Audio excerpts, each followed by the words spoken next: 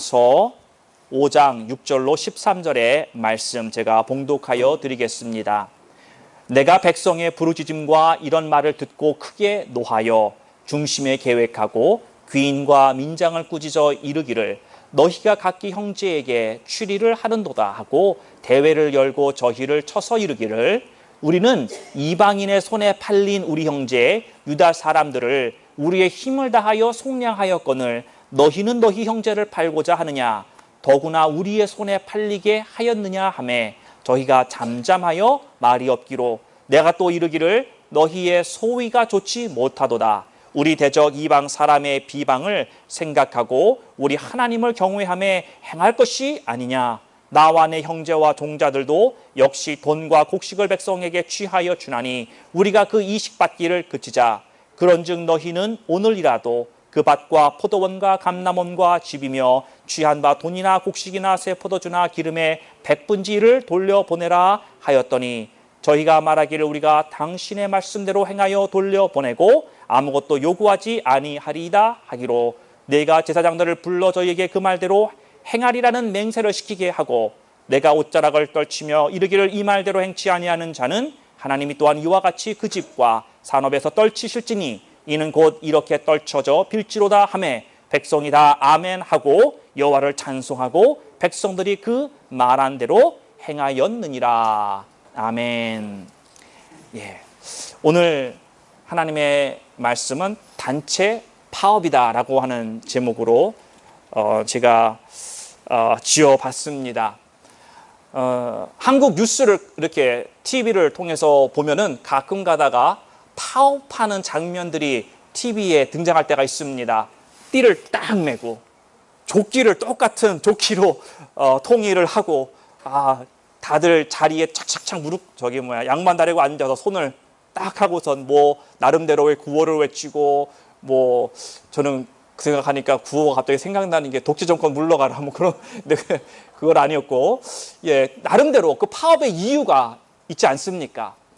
오늘 이렇게 정말 피켓을 들고 어떤 또 자기네들의 관철될 상황을 들고 있는 배너 이런 모든 것들이 지금 있는 한국의 상황이지만 이 파업이라고 얘기를 할 때 어려운 게 뭐냐면 그 파업을 통해서 그것이 공장이라고 한다면 공장의 문이 닫힌다라고 하는 거죠. 공장의 기계들이 돌아가야 되는데 그 생산 라인이 더 이상 작동하지 않고 그 만들던 무엇이든지 그것이 멈출 수밖에 없는 상황이 바로 이 파업이라고 하는 것입니다. 오늘 이 본문에 등장하는 이 예루살렘의 모습은 바로 파업의 모습입니다.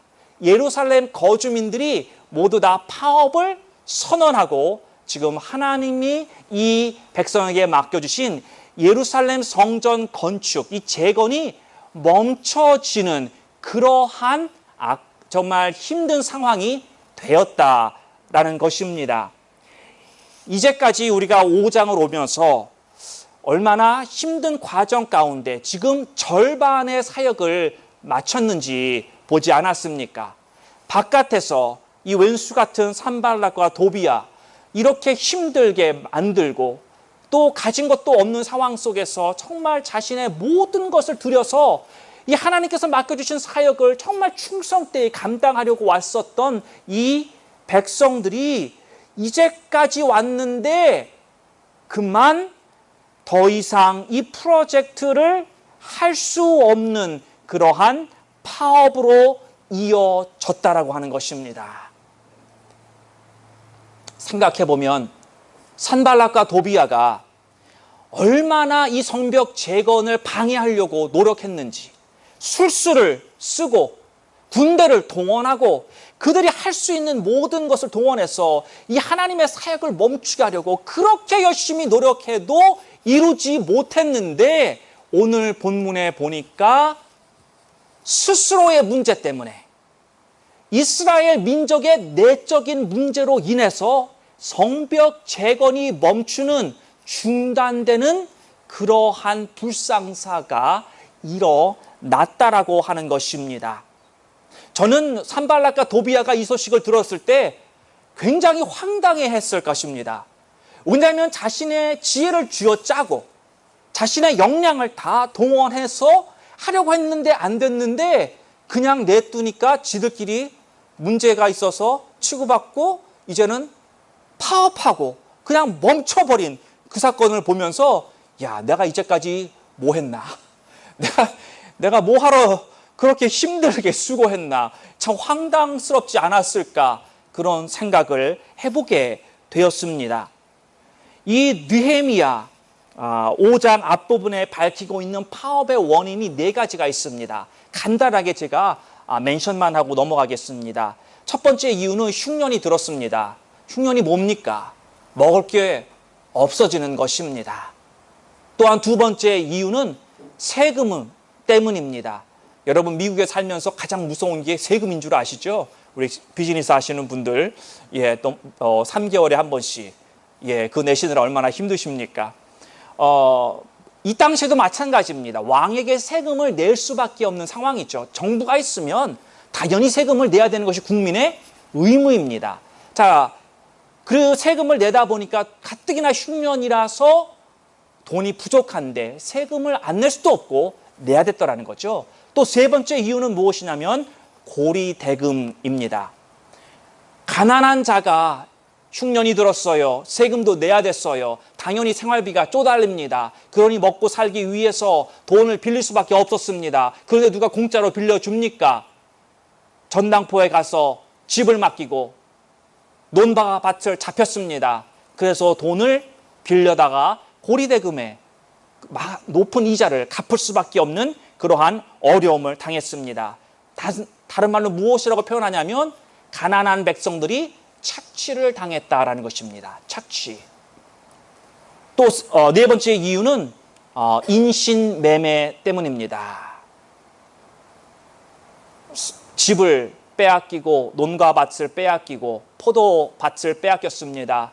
그래도 목구멍이 포도청이라고 먹고 살아야 되는데 어떻게 할 수 없으니까 최악의 단계가 왔습니다. 자녀를 노예로 팔 수밖에 없는 그런 상황이 되었다라고 하는 것입니다. 고통이 얼마나 심하였던지 이 이스라엘 백성들이 우리가 2주 전에 말씀을 보았을 때 그들이 얼마나 마음을 다하여 하나님의 사역을 감당하였는가 그 말씀을 보지 않았습니까? 그런데 오늘 이 5장에 와서는 그렇게 마음을 다하고 하나님 앞에 드렸던 그런 결심과 열정과 있었지만 이제 그런 것이 모두 다 무너져 버리는 시간이 왔다라는 거죠. 자녀들, 가정의 고통이 너무나도 가중했기 때문에 결국은 파업을 선언할 수밖에 없었던, 그래서 성벽의 재건이 멈추었다라고 하는 것입니다. 흉년과 세금을 내는 것은 사람이 어찌 할 수 없는 부분인 것 같습니다. 흉년이 드는 걸 사람이 어떻게 막을 수가 있겠습니까? 그렇죠?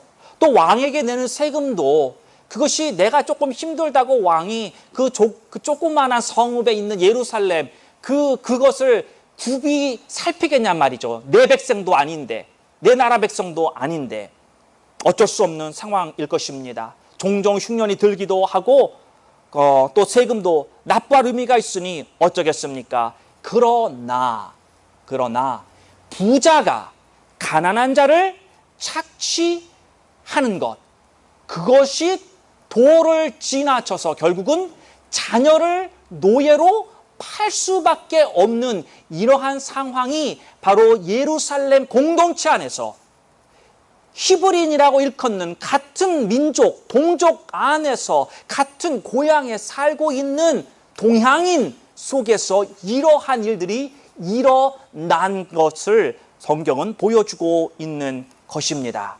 이 내부의 문제 때문에 파업이 일어났다는 것입니다.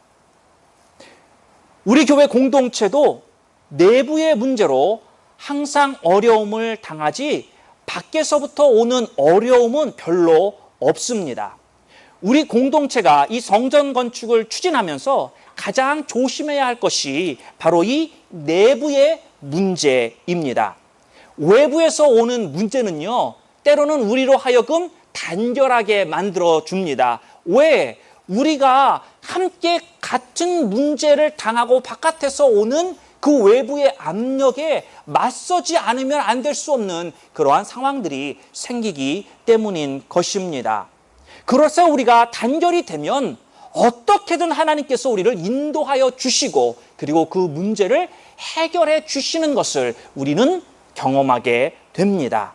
그러나 내부의 문제일 경우에는요, 우리의 연합을 깨트리는 이 내부의 문제가 얼마나 더 위험하고 심각한 상황인지 오늘 이 느헤미야 5장은 우리들에게 잘 보여주고 있는 것입니다. 이 연합이 깨어진다, 한마음이 되지 않는다고 하는 것은 얼마나 우리가 큰 어려움을 당할 수 있는 전에 보여지는 사인일 수 있다라고 하는 것입니다. 오늘 이 느헤미야 5장에서 다루는 본문에서 다루는 이슈는 뭐냐? 결국 돈 문제였다라는 것입니다. 돈 문제. 돈 문제로 인해서 연합이 깨어지고 사역이 멈추는 그러한 일이 일어났다라고 하는 것입니다. 제가 설명드린 대로 흉년이 들었어요. 그러니 인컴이 당연히 줄을 수밖에 없는 것이고, 또한 세금은 동일하게 다른 해와 다르지 않게 내야 되고, 그리고 고리대금업자들에게 집을 저당 잡히고 또 밭을 저당 잡히고 기간 내에 못 갚아서 빼앗기고 먹고 살아야 하니 자식까지 노예로 팔 수밖에 없는 이 피눈물 나는 상황에 봉착한 것은 결국 돈 문제였다라는 것입니다. 그래서 느헤미야는 이 파국의 상황을 어떻게 돌파하느냐, 오늘 이 읽은 본문의 말씀을 통해서 저희들이 한번 살펴보려고 합니다. 첫 번째로 느헤미야는 화를 냈습니다. 노하였습니다. 그러나 그는 생각하였다고 성경은 이야기를 하고 있습니다. 부자들은 가난한 자들이 고통을 당하는 줄 알면서도 이 고리대금업을 멈추지 않았다라고 하는 것입니다. 여러분, 고리대금이 무엇입니까? 적당히 이자를 받아야 되는데 그 이자를 많이 받은 거예요. 그러다 보니까 그걸 갚을 수 없는 상황이 되고 악순환이 반복이 되는데, 그것을 알고 있음에도 불구하고 그것을 그대로 다 유지하고 받았다라는 것입니다. 지금 이스라엘은 민족의 염원인 예루살렘 중건을 위해서 가장 중요한 이 성벽 재건을 위해서 민족 모두가 한마음이 되어서 열심히 일하고 있는 상황입니다. 그런데 형제들을 착취하고 그리고 집을 뺏고 논밭을 뺏고 자녀들마저 노예로 팔려가니 더 이상 성벽 재건은 계속할 수 없는 상태가 되었다라고 하는 것입니다. 이에 느헤미야는 분노했다고 성경은 이야기를 하고 있습니다. 분노 안 하는 것이 이상한 거죠. 이런 상황에서 여러분 같으면 분노하지 않겠습니까? 분노에는 두 가지 분노가 있습니다. 첫 번째는 의분입니다. Righteous anger, 의로 인한 이런 분노가 일어나는 것이지요. 지금 이것이 바로 느헤미야의 분노입니다. 또 다른 분노는 뭐가 있냐면 혈기에 의한 분노입니다. 그래서 저는 의로운 분노는 의분이고 혈기의 분노는 혈분이라고 불러야 되지 않는가, 그런 생각을 잠깐 해봤는데 혈분하니까 조금 좀 발음이 이상해서 그냥 혈기라고만 이야기하겠습니다. 그게 뭡니까? 혈기로 내는 분노는 자기 성질에 못 이겨서 내는 분노인 거예요. 결국은 내 성질 때문에. 그래서 이 혈기가 있는데 여러 경우에 있어서 내 분에 못 이겨, 내 성질에 못 이겨서 혈기로 분을 내는 것인데도 내가 의로운 분노를 내고 있다고 착각하는 경우도 있다라고 하는 것이죠. 그게 뭐냐면은 왜 나로 하여금 화를 내게 하느냐, 그걸 만든 놈이 잘못했다 라고 그런 생각을 주로 하죠. 그래, 분노가 됐던 의분이 됐던 혈분이 됐던 어떤 분노가 되었던 오늘 이 느헤미야가 보여주고 있는 것이 무엇이냐면, 바람에 넘어가서 제가 넘어갔는데 7절에 보면은 중심에 계획하고 라고 이야기를 합니다. 화가 난 상태예요. 6절에. 그런데 중심에 계획하였다. 영어로 보면 I consulted with myself 라고 이야기를 하고 있는데, 이게 무슨 말이냐면 분노 가운데도 자기의 자제력을 잃지 않았다라고 하는 것입니다.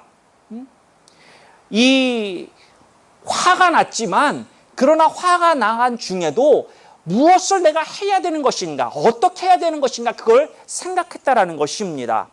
여러분, 이 self control이라고 하는 것은 리더에게 꼭 필요한 덕목이고 모든 사람에게서 맺혀져야 되는 성령의 열매 중에 하나인 것입니다. 느헤미야는 화가 났지만 그 화를 식힐 수 있는 방법이 있었다라고 하는 것입니다. 그것이 오늘 7절에서 말하는 것으로 스스로를 돌아볼 줄 알았다라고 하는 것입니다. I consulted with myself. 내 자신을 돌아보았다라는 것입니다. 아, 내가 지금 왜 화를 내고 있는 것인가? 이것이 올바른 분노인 것인가? 그러면 그걸 내가 그대로 표현해야 되는 것인가? 아니면 이것을 어떻게 적절하게 올바른 방법으로 표현할 수 있는 방법이 있지 않을까? 그것을 생각했다라고 하는 것입니다. 곧 무슨 말을 하기 전에 분노로 말할 것이 아니라 생각하고 말하였다라는 것입니다.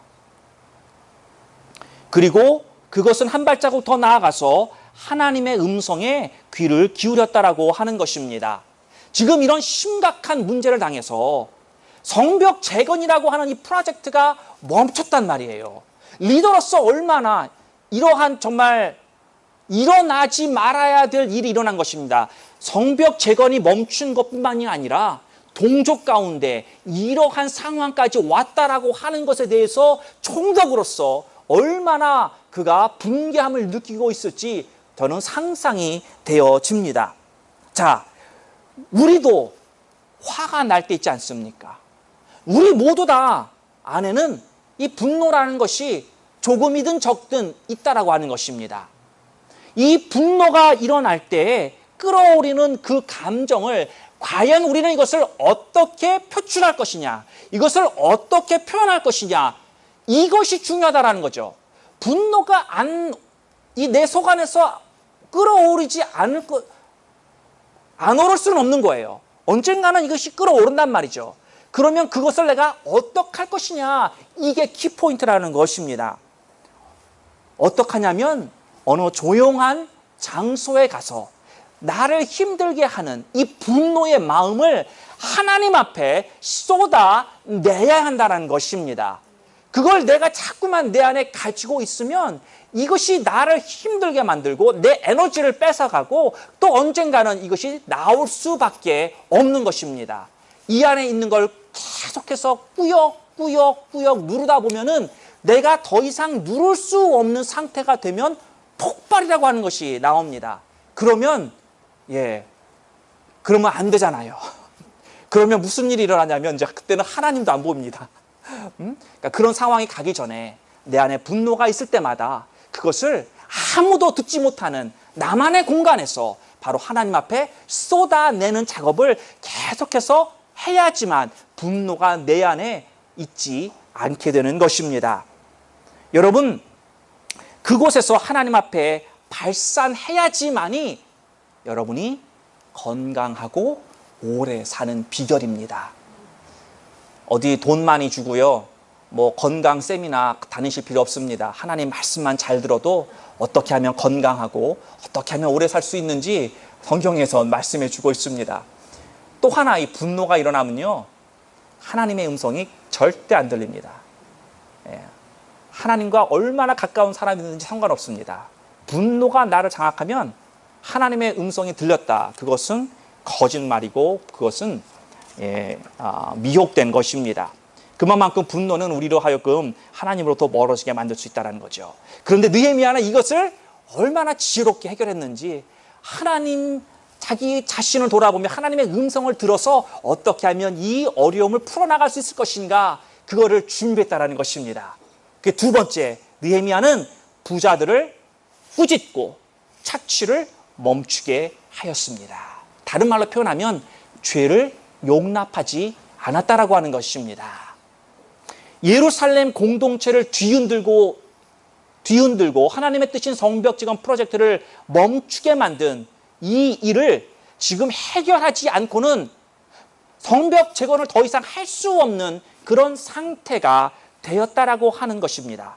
이제까지 느헤미야가 자기 인생의 가장 큰 넘버원 목적으로 꼽고 자기의 모든 것을 쏟아부는 이 자기의 꿈이, 그리고 이 이스라엘 공동체가 함께 꿈꿔온 그 비전이 모두 다 무산되어 버릴 수 있는 그러한 상황에 봉착한 것을 보고 느헤미야는 이 부자들을 꾸짖는 모습을 성경은 보여주고 있습니다.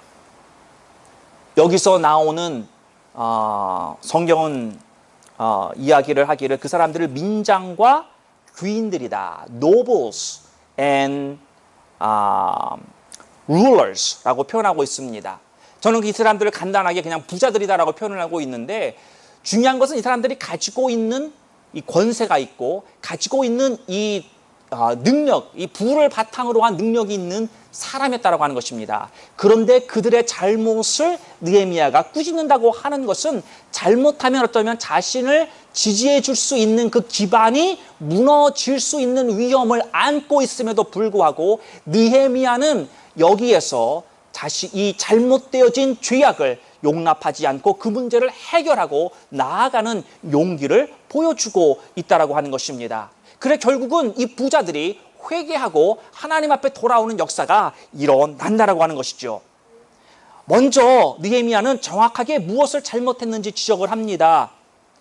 고리대금, 그리고 인신매매한 것, 이것을 짚습니다. 고리대금 자체로는 불법이 아닙니다. 서로 간에 계약서를 작성하지 않습니까? 이것을 내가 저당을 잡고 뭐 얼마를 갚아야 되고 이자가 얼마다 등등등 서로 합의하면서 이루어진 트랜잭션입니다. 그렇지 않습니까? 다만 이자가 굉장히 많을 뿐이지, 그러니까 법적으로 저촉되지 않는다라고 하는 거죠. 서로 간의 계약서 상으로는 동의한 것이기 때문에 법적인 하자가 없는 겁니다. 또 인신매매, 그 당시엔 인신매매가 있었어요. 없었던 게 아닙니다. 불법이 아니라는 거죠. 법적으로는 아무런 하자가 없는 겁니다. 그런데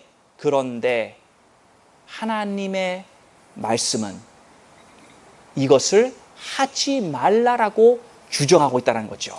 출애굽기 22장 25절 말씀 보면 형제에게 돈을 빌려주더라도 이자를 받지 말아라 라고 분명히 하나님은 출애굽기뿐만이 아니라 계속해서 말씀해주고 계십니다. 빌려줄 바에야 그냥 이자 받지 말고 빌려주고 그런 이자놀이를 하지 말라고 분명히 말씀해 주고 있는데 고리대금업을 했다는 거죠. 그것도 내 형제를 향해서. 그 다음에 인신매매, 노예가 될 수 있습니다. 남의 종이 될 수 있습니다. 성경은 그것을 하지 말라라고 정확하게 말하는 것이 아니라 어느 때까지라고 기간을 정했다는 거죠. 그래서 7년째는 풀어줘라. 그런 하나님이 법을 만든 거예요. 영원토록 종으로 사는 게 아니라 너희들이 돈이 없어서 어떤 그것을 갚기 위해서 종살이를 했다라고 할지라도 영원히 자유를 박탈하는 것이 아니라 어느 때가 되면 그들을 자유인으로 풀어주라고 성경은 분명히 말씀하고 있다는 것이죠. 여러분, 세상의 법적으로는 아무런 문제가 없습니다. 그런데 느헤미야는 분노했단 말이죠. 너희들이 어떻게 세상의 법으로는 괜찮다고 말할 수 있지만 그 누구도 어떤 프레스 차지 하지 않겠지만 그러나 하나님의 백성으로는 도저히 할 수 없는 짓을 너희가 하였다라고 분노하고 있는 것입니다. 사랑하는 성도 여러분, 우리들의 모습은 어떻습니까? 세상이 괜찮다라고 하면 괜찮은 것입니까? 하나님의 말씀이 아니다라고 말씀하면 아니어야 되는 것 아닙니까? 하나님의 말씀이 우선입니까? 아니면 세상의 기준이 우선입니까? 우리가 세상에 너무 살다 보니까 나도 모르는 사이에 세상의 기준이 이 absolute standard, 가장 성경의 하나님의 기준보다 더 귀한 기준이 되어버렸다는 거죠. 그래서 나도 모르는 사이에 이런 하나님의 말씀, 그냥 한 번쯤 대충 넘어가지. 한번 사정이 있으니 한 번 좀 봐주고 어떤 그런 것이 자꾸만 반복되다 보면 결국은 하나님의 말씀이 자꾸만 뒤로 물러나고 세상에 시간이 많이 지났네요. 예. 그래서 예.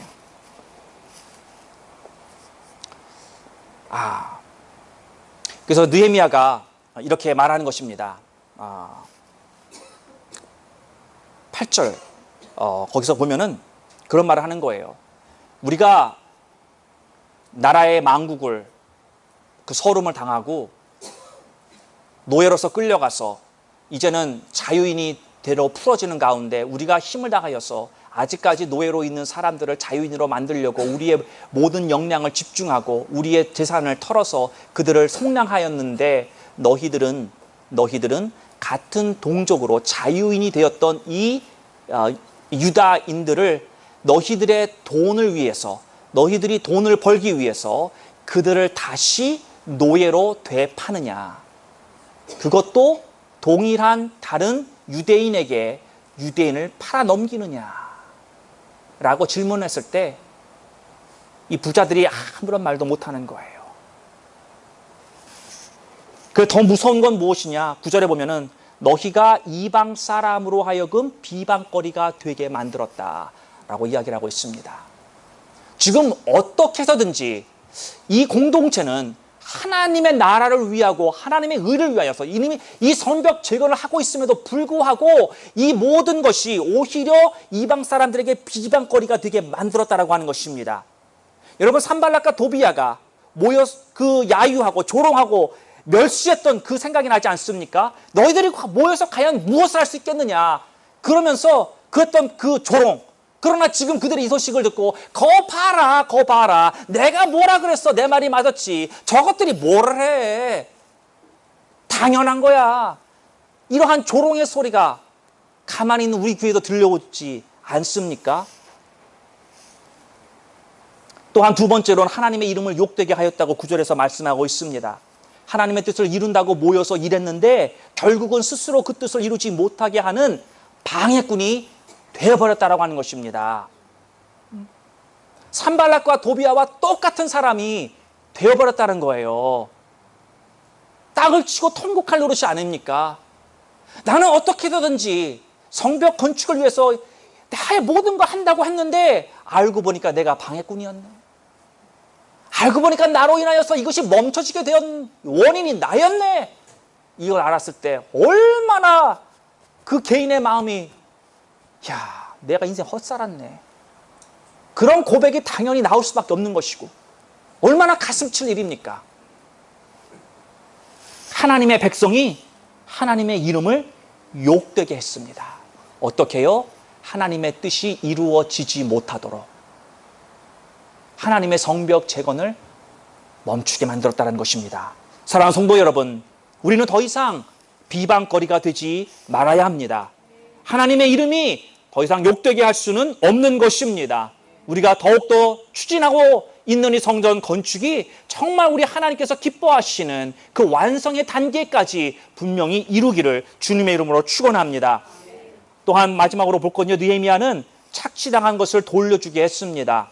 부동산은 다 돌려주고 현찰은 100분의 1을 돌려주게 했습니다. 그래서 최소한의 생활을 해줄 수 있는 그러한 보장을 해주었습니다. 잘못된 것을 바로잡았어요. 여러분, 제가 이거 말을 했지 말보다 힘든 겁니다. 부동산을 넘겨준다? 집을 넘겨준다? 이거 쉬운 거 아닙니다. 한두 채였겠습니까? 밭과 논이 한두 마지였겠습니까? 그걸 다 넘겨준다고요? 그런데도 부자들이 순종하는 모습이 오늘 본문에 기록되어 있습니다. 리더의 명령에 따름으로써 자신이 재정적으로는 손해를 본다고 생각할 수 있지만 그러나 순종함으로써 성벽 재건이라고 하는 더 크고 더 중요하고 더 필요한 하나님의 역사가 게재될 수 있었다라고 하는 것입니다.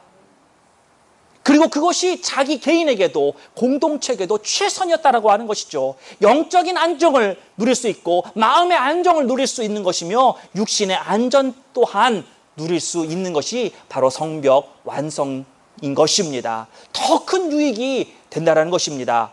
사랑하는 성도 여러분, 내가 손해보는 것 같지만 리더의 명령에 따라 움직일 때에 더 큰 유익이 있음을 믿으시기를 바랍니다. 사랑하는 성도 여러분, 내적인 문제로 성벽재건 프로젝트가 멈추는 불상사가 발생했지만 느헤미야의 리더십으로 인해서 이러한 잘못을 제대로 바로 잡았습니다. 그리고 다시 한 공동체로 그들의 한 마음을 이루었듯이 우리 공동체도 계속해서 한 마음으로 나가기를 바랍니다. 내적으로 일어날 수 있는 어려움마저 우리 모두 다가 기도함으로써 어떠한 파업도 일어나지 않는 우리 공동체의 성전 건축이 되기를 주님의 이름으로 축원합니다. 제가 기도하고 우리 다음 축도로 마치도록 하겠습니다. 하나님 아버지, 느헤미야 그는 분노하였습니다. 그러나 그 분노를 쏟아내기 전에 하나님 앞에 먼저 그것을 내려놓았고 자신을 돌아보며 무슨 말을 하여야 하는지 생각하였던 그의 자제력을 보여주었습니다. 하나님, 분명 분노할 일이지만 그러나 그것을 지혜롭게 표현한, 그리고 그 부자들을 찾아가 그들의 잘못을 지적하고 책망하고 그리고 그들에게 회개할 기회를 주었고 그리고 그들이 다시 죽게 돌아오는 그러한 놀라운 역사가 일어났음을 보았습니다. 하나님 아버지, 우리 공동체 내에서도 우리 안에 내적인 문제가 있을 수도 있음을 저희들 생각하게 하여 주시옵시고, 하나님, 지금 우리가 릴레이로 건축 기도하면서 이러한 것까지 가슴에 품고 기도할 수 있기를 원합니다. 그래서 하나님, 절대로 파업이 일어나지 않게 하여 주옵시고 저희 교회가 이 성전 재건 프로젝트를 완성할 수 있도록 성령께서 주장하시고 인도하여 주시옵소서. 이제는 우리 주 예수 그리스도의 크신 은혜와 우리 하나님 아버지의 영원토록 변치 않는 사랑하심과 성령님의 감화 감동 충만 역사하심이 이제는 내적인 문제가 불거지지 않도록 그것까지도 가슴에 품고 중보하기를 원하는 모든 하나님의 백성 위에와 그들의 가정과 기업과 그리고 이 제일 침례교회 위에와 그리고 우리들이 추진하고 있는 이 성전 건축 위에 그리고 주님의 피가 투하신 모든 교회 위에 지금부터 영원토록 함께 하실지어다. 아멘.